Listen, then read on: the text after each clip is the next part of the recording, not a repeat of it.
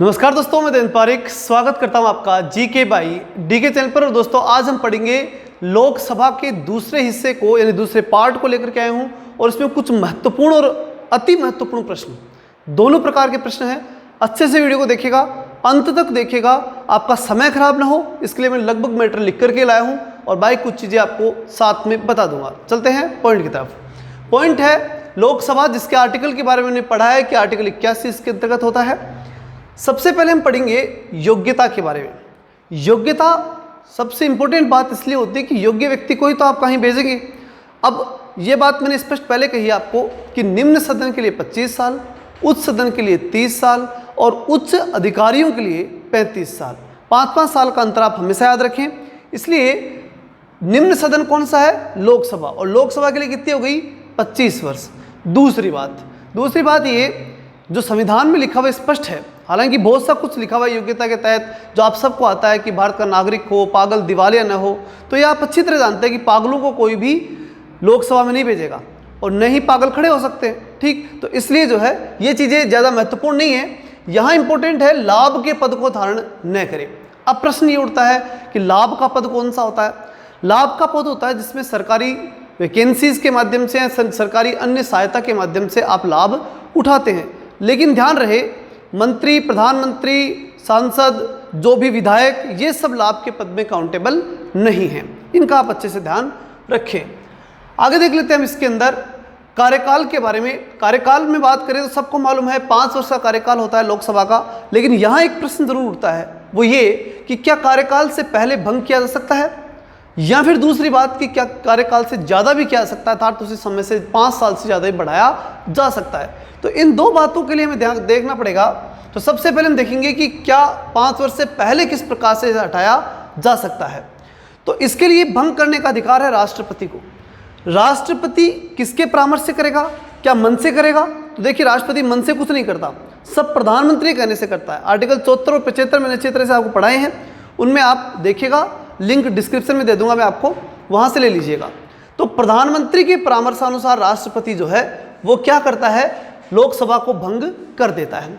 आज तक कितनी बार हुआ? आज तक हुआ 8 बार। 8 बार में कौन कौन से हुए? तो बहुत ही शानदार तरीके से मैं इसे याद कराता हूं, ध्यान से देखिएगा। देखिए 70 की जो दशक था उसमें 70, 77 और 79 तीन थे। अब 79 से 10-10 साल के लिए कर दीजिए, 79, 89 और 99, 3 साल तो ये हो गए। और इधर 77 से अगर हम देखें तो यहाँ कैंसिल कर देना बस, ठीक। और उसके बाद 70 सीधे कहाँ चले जाओगे? 97। तो 77 से 20 साल बाद में 97 हो गया। फिर 70 से 91, ठीक है। इसको आप अच्छे से याद रख सकते हैं कि शुरुआती ये 70 का दशक का शुरुआत और ये 90 के दशक का शुरुआत, तो ऐसे भी याद रख सकते हैं। अब हम बात करें इसके अंदर इंपॉर्टेंट बात वो ये कि एक 84 का आपको ध्यान रखना है। 84 जो है इसके अंदर भी, क्योंकि 8 बार लगा है तो 3, 3, 2, 5, 6, 7 और 1, 84 यानी 8। तो इस प्रकार से जो है 8 बार प्रधानमंत्री के परामर्श से राष्ट्रपति ने भंग किया है। इस बात को आपको ध्यान रखना है। अब बात आती है इसे बढ़ाया भी जा सकता है कार्यकाल को, तो निश्चित रूप से बढ़ाया जा सकता है। एक परिस्थिति ऐसी बनती है जब लोकसभा के कार्यकाल को बढ़ाया भी जा सकता है और वो है आपातकाल।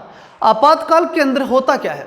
संसद जो है वो लोकसभा का कार्यकाल बढ़ा सकती है। यहाँ इंपॉर्टेंट बात क्या है कि संसद मैंने लिखा है, इसका मतलब राज्यसभा, लोकसभा और राष्ट्रपति तीनों की सहमति होने पर लोकसभा के कार्यकाल को बढ़ाया जा सकता है। और कितना बढ़ाया जा सकता है? एक बार के अंदर 1 वर्ष के लिए बढ़ाया जा सकता है।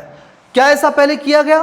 तो 1976 के अंदर एक बार में 1 वर्ष, फिर वापस एक बार में 1 वर्ष, इस प्रकार 2 बार बढ़ाया गया, यानी 2 बार में 2 साल का कार्यकाल इसमें बढ़ाया गया। और ये बढ़ाया गया कब? ये कार्यकाल बढ़ाया गया, ये कार्यकाल जो है वो आपातकालीन प्रावधान के तहत ही बढ़ाया जा सकता है। नेक्स्ट आती है कि बैठक, यानी बात ये कि आपने योग्यता तय कर दी, कार्यकाल भी तय कर दिया। कार्यकाल तय करने के बाद लोकसभा की बैठक कौन बुलाता है और कब कितनी होती है, ये बड़ा इंपॉर्टेंट बात है। तो लोकसभा की जो बैठक होती है उसे बुलाता है राष्ट्रपति। और राष्ट्रपति बुलाने के लिए कंडीशन क्या है कि साल में 2 बार अनिवार्य बुलाए, या 6 माह में 1 बार, बात वही हो गई। या तो साल में 2 बार या 6 माह में 1 बार अनिवार्य है। और इसके अलावा कितनी बार? तो वो कितनी बार बुला सकता है। यह आपको चित्र से ध्यान रखना है। नेक्स्ट बात आती है गणपूर्ति। गणपूर्ति की हम जब बात करते हैं तो ध्यान रखिएगा, जब बैठक की बात हुई कि बैठक में कितने लोग होने ही चाहिए, तो कितने होने चाहिए, 1/10 तो होने ही चाहिए, इससे कम नहीं चलेंगे, ठीक। और अगर इससे कम हुए तो, इससे कम अगर होते हैं तो लोकसभा के अध्यक्ष को यह अधिकार है कि वो उसे स्थगित कर सके। किसको स्थगित कर सके? उस बैठक को स्थगित कर सके, वो उसका पर्सनल पावर है। तो इस प्रकार से जो है वो गणपूर्ति तक हमने अच्छे से जान लिया। लेकिन एक बात का फिर ध्यान रखना, आपके ऑप्शन में यहाँ गणपूर्ति में लोकसभा अध्यक्ष भी आएगा और राष्ट्रपति भी आएगा, तो यहाँ अच्छे से ध्यान रखिएगा कि बात किसकी हो रही है, लोकसभा अध्यक्ष की। नेक्स्ट चलते अपन विधेयक। विधेयक की बात करें, एक महत्वपूर्ण बात उससे पहले समझें, संयुक्त अधिवेशन बड़ा ही महत्वपूर्ण बात है, एग्जाम में पक्का इसमें से प्रश्न आएगा आपके। संयुक्त अधिवेशन का सबसे महत्वपूर्ण पार्ट है आर्टिकल। कौन से आर्टिकल में है संयुक्त अधिवेशन? तो संयुक्त अधिवेशन है आर्टिकल 108 में। याद कैसे रखेंगे? ये देखिए, 1 और ये 2, यानी ये लोकसभा ये राज्यसभा दोनों क्या कर दिया आपने, संयुक्त कर दिया, तो क्या हो गया, संयुक्त अधिवेशन हो गया। तो आर्टिकल 108 के अंदर संयुक्त अधिवेशन का प्रावधान है। इसको डिटेल से पढ़े, एक बार ध्यान से देखिएगा। संयुक्त अधिवेशन का आर्टिकल कौन सा? आर्टिकल 108। 108 को याद रखना कैसे है? देखिए, एक तो ये हो गया और एक हो गया ये, दोनों क्या हो गए, संयुक्त। लोकसभा और राज्यसभा क्या हो गई, संयुक्त। तो क्या बन गया, संयुक्त अधिवेशन। अब बात यह आती है कि संयुक्त अधिवेशन कब होता है, किस कंडीशन में होता है। तो 2-3 बातों को ध्यान से समझना। सबसे पहली बात कि ये तब होगा जब साधारण विधेयक होगा, ये सबसे पहली कंडीशन है। अब आप कहेंगे कि सर साधारण विधेयक होता कौन सा है? जो धन विधेयक नहीं होता, जो संविधान संशोधन विधेयक नहीं होता, वही साधारण विधेयक होता है। मतलब दोनों को आप अच्छी तरह समझ लीजिए कि धन विधेयक और संविधान संशोधन विधेयक के अंदर कभी भी संयुक्त अधिवेशन नहीं होगा। फिर किस में होगा, साधारण में। और साधारण कौन? जो ये दोनों नहीं है वही क्या है, साधारण। एक बात तो ये हुई। दूसरी बात क्या ध्यान रखनी है आपको कि लोकसभा और राज्यसभा में से किसी भी सदन में से अगर कोई जो साधारण विधेयक है वो गया दूसरे सदन में, दूसरे सदन ने अगर ये 3 काम कर दिए तो संयुक्त अधिवेशन हो जाएगा। वापस सुनिए, एक सदन ने दूसरे सदन में अगर कोई चीज़ भेजी और दूसरे ने 3 काम कर दिए तो संयुक्त अधिवेशन हो जाएगा। अब वो 3 काम क्या है? पहली बात, वो असहमत हो जाए पहले सदन से। दूसरी बात, वो पहले सदन के उस साधारण विधेयक को अस्वीकार कर दे। तीसरी बात, 6 माह से अधिक का समय लगा दे। तो ऐसे में संयुक्त अधिवेशन होगा। ध्यान रखिए, सिर्फ साधारण विधेयक में ही ऐसा होता है। अब इस स्थिति में होगा, अब होगा तो फिर क्या करेंगे भाई? तो करेंगे तो फिर कब नहीं रोका जा सकता। इंपॉर्टेंट बात क्या है कि रोका कब नहीं जा सकता? तो उस समय नहीं रोका जा सकता जब राष्ट्रपति संयुक्त अधिवेशन को आहूत कर ले और आहूत करने के बाद लोकसभा भंग हो जाए। बुला लिया और बुलाने के बाद क्या हो गई, लोकसभा भंग हो गई। तो ऐसे में संयुक्त अधिवेशन को रोका नहीं जा सकता। फिर तो होगा, वो भंग हुए हुए लोग भी वापस यहाँ पर आएंगे और वो संयुक्त अधिवेशन होगा। अगली चीज आती है अध्यक्षता के बारे में, यानी संयुक्त अधिवेशन की अध्यक्षता कौन करेगा? तो संयुक्त अधिवेशन की अध्यक्षता करता है लोकसभा का अध्यक्ष। लोकसभा अध्यक्ष नहीं होने पर उसका उपाध्यक्ष, और वह भी नहीं हो तो ध्यान रखना। तो इंपॉर्टेंट बात क्या है, तब हम क्या सोच सकते हैं कि राज्यसभा का सभापति, लेकिन नहीं, राज्यसभा का सभापति होता है उपराष्ट्रपति। उपराष्ट्रपति भी जो है कभी भी संयुक्त अधिवेशन की अध्यक्षता नहीं करता। तो फिर कौन करेगा? राज्यसभा का उपसभापति करेगा। और उपसभापति भी नहीं हो तो ऐसी स्थिति में जितने भी लोग मौजूद हैं उन सब में से उनके बहुमत से, उनकी सहमति से कोई व्यक्ति क्या करेगा, उसकी उपस्थिति के अंदर क्या करेगा, अध्यक्षता करेगा। नेक्स्ट चीज, नियम।